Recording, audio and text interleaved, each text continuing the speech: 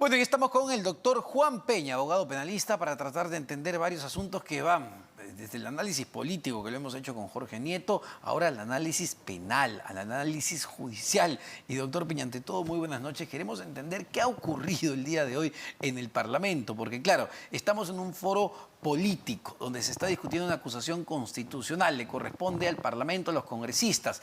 Ellos decidirán si suspenden o no, mientras duren las investigaciones, a sus colegas, a los denominados niños de Acción Popular. Sin embargo, llega la congresista Lady Camones, entendemos, con un hecho nuevo, con una información nueva del Ministerio Público y pide sesión reservada. ¿De qué se puede tratar? ¿Se está procediendo de manera adecuada según las normas constitucionales y penales? A ver, respecto al reglamento del Congreso, primero, buenas noches, Omar, muchas gracias por la invitación. Y respecto al reglamento del Congreso, lo que se menciona en ese tipo de procedimientos es que cuando se va a desarrollar el informe final de acusación ante el Pleno, primero se dan los argumentos por los cuales se ha aprobado este informe, luego hay un descargo por parte del congresista que esté o el funcionario que esté investigado y de su abogado. Entonces, después de eso, después de los informes y debates, se pasa una votación. Con lo cual, tanto el congresista puede indicar, en este caso, de que ha tenido un derecho de defensa. Lo que ha sucedido ahora es algo que puede ocurrir tanto cuando la Fiscalía encuentra que hay información que es relevante para esta sesión.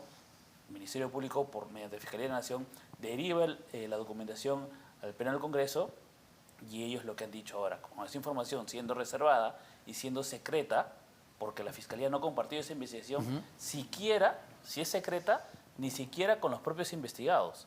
Si una investigación es secreta, esa parte de la investigación ni siquiera la comparte con los investigados. No lo tiene la defensa de ninguno de los congresistas. Si es secreta, no. Si está en reserva, de alguna manera pueden algunos de los investigadores tocar. Pero si está secreta esta investigación, nadie ajeno, solamente el Ministerio Público tiene acceso a esa información. Entonces debe ser una información muy, pero muy relevante para que el Ministerio Público decida enviársela a la presidenta de la subcomisión. Teniendo en cuenta los argumentos que se han dado con el informe final, que no deben estar en ese informe final esos argumentos que se han derivado ahora al Congreso. Ya, pero eso es una complicación, entiendo, desde el punto de vista legal y desde el punto de vista de la debida defensa, ¿no?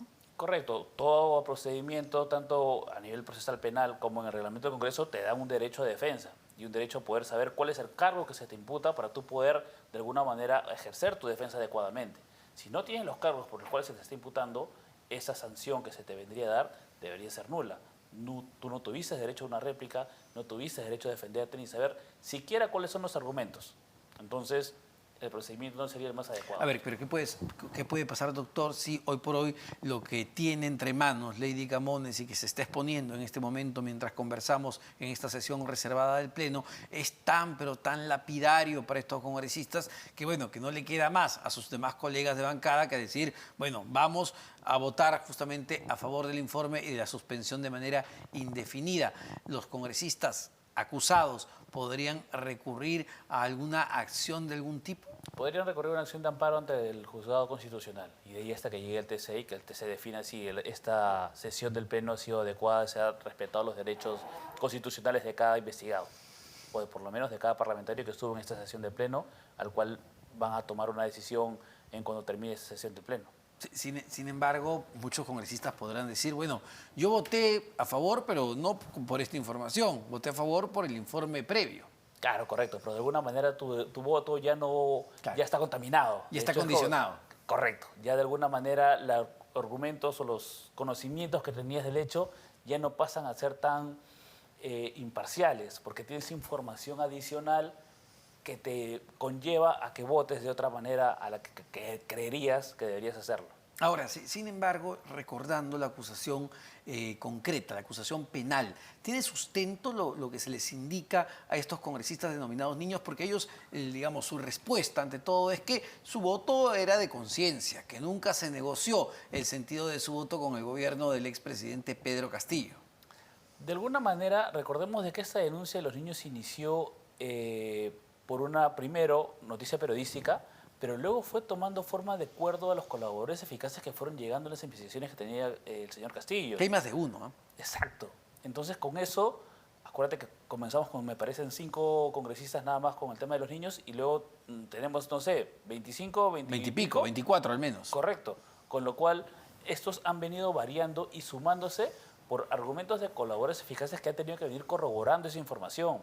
Hoy en día tenemos una carpeta secreta que el Ministerio Público ha enviado. Entonces, hay argumentos que sostienen que ha habido seguramente un negociado entre el Ejecutivo y el Legislativo, por lo menos con algunos congresistas, para algún tipo de votación. Hay que recordar que fue Karelyn López, ¿no? La primera justamente colaboradora eficaz que salió a señalar que existía este grupo de los niños, que Pedro Castillo enviaba a Uner Vázquez, su asesor, justamente a las coordinaciones, y ya algunos congresistas sí han reconocido que se reunieron, por ejemplo, en el famoso Hotel Meliá, en la casa de Zarratea, para conversar temas de gobernabilidad, pero digamos, la narrativa que han contado los colaboradores hace sentido en cuanto a reuniones, en cuanto a la presencia de estos asesores en el Congreso de la República.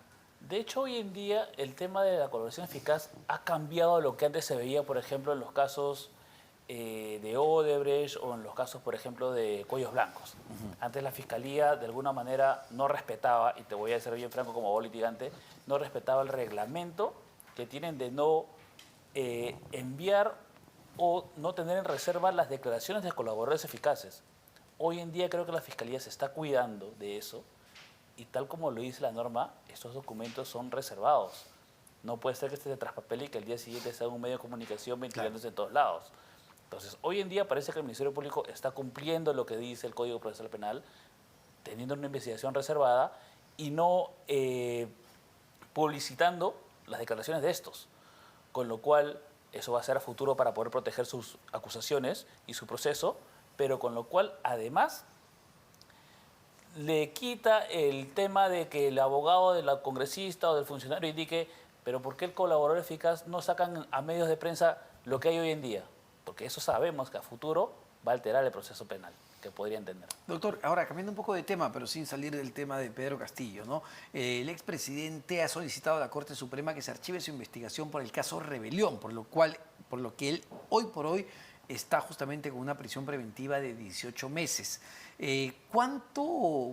¿Cuánto éxito puede tener un recurso de este tipo, teniendo en cuenta que ya en un momento, si mal no recuerdo, la Corte Suprema, un colegiado que presidía el juez César San Martín, se pronunció al respecto sobre el caso Rebelión y ratificó lo que en su momento ya decía el juez Juan Carlos Checkley, que fue una prisión o una detención bien dada? Correcto. De alguna manera hay un pronunciamiento que tienen no de fondo, pero sí ya hay un razonamiento de cuál vendría a ser el fallo que va a tener ahora en esta apelación. No creo que vaya a cambiar mucho. Pues definitivamente lo que la Corte va a tener que decidir es, o intuyo que va a resolver es, veamos cómo se da tu procedimiento de investigación y ver si el Ministerio Público termina acusando o no. Porque la prisión preventiva no es de los 36 meses, como dan en otros casos de crimen organizado, es por un tiempo menor, con lo cual la Fiscalía va a tener tiempo para poder, una vez culminado este plazo de prisión preventiva, poder determinar si va a acusar o va a presentar un requerimiento de sobreseimiento, con lo cual un juez va a tener que decidir si archivar o continuar a la siguiente etapa. Pero todo parece indicar que el camino para la defensa del expresidente Castillo es acudir necesariamente a la Corte Interamericana de Derechos Humanos, ¿no? Es decir, se han estado asesorando en esa línea. Entiendo que antes de acudir a esa instancia supranacional tiene que pasar por la Corte Suprema y también por el Tribunal Constitucional. Correcto. La línea para llegar a la Corte Interamericana es esta. Pasamos todo el tema penal, vamos a terminar, que termina en la Corte Suprema, y luego pasamos a un juzgado constitucional, sala constitucional, y terminamos con el tribunal. Una vez que terminas toda esa línea, recién puedes presentar tu denuncia ante la Corte Interamericana de Derechos Humanos. Claro, si no me equivoco, fue el Tribunal Constitucional el que terminó liberando al expresidente Ollanta y a su esposa, la señora Nadine Heredia. Y en el mismo sentido, refresqueme quizá usted, a Keiko Fujimori en su momento. ¿O me equivoco? Correcto, Keiko Fujimori también, pero lo tengo más claro con el caso Ollanta. Sí. En este caso, lo que de alguna manera se planteó era el excesivo tiempo de carcelería sin tener algún argumento adicional al que había comenzado con la teoría del Ministerio Público. Entonces, a raíz de eso, el TC dijo, oye, tú no puedes tener a una persona por un plazo indeterminado dentro de una prisión. Si tu investigación preliminar de por sí te va a durar 8 meses, luego otros 8 meses más, ¿Hasta cuándo vas a tener un plazo para poder tener definido cuál va a ser tu posición? O acusas o vas a sobreseer. ¿Y cree que la defensa del expresidente Castillo tenga argumentos solventes para que pueda revocarse su prisión preventiva en el plano nacional o incluso en el plano supranacional, toda vez que lo que ellos dicen y argumentan es que la vacancia que se dio estuvo mal dada?